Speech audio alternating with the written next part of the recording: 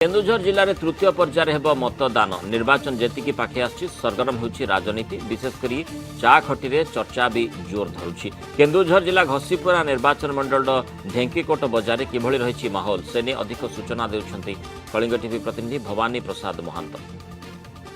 निर्वाचन समय जेतिकी पाखे आसुची केन्दुझर जिलार राजनीति सेतिकी सरगरम देखा मिली। विभिन्न चा खटी आरंभ करी विभिन्न खटी चली राजनैतिक चर्चा। तेबे आमे आज अच्छु घसीपुरा निर्वाचन मंडली अंतर्गत ढेंकीकोट ठारे जोरदार प्रचार चलती।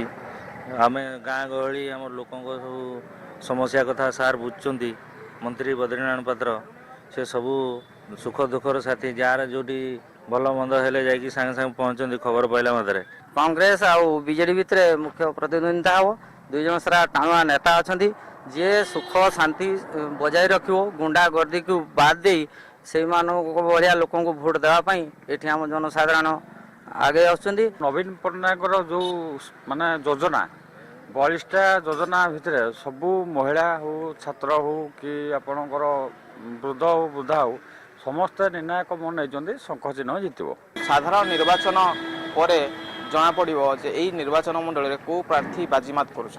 केन्दुझर जिला ढेंकीकोटू भवानी प्रसाद कलिंग टीवी।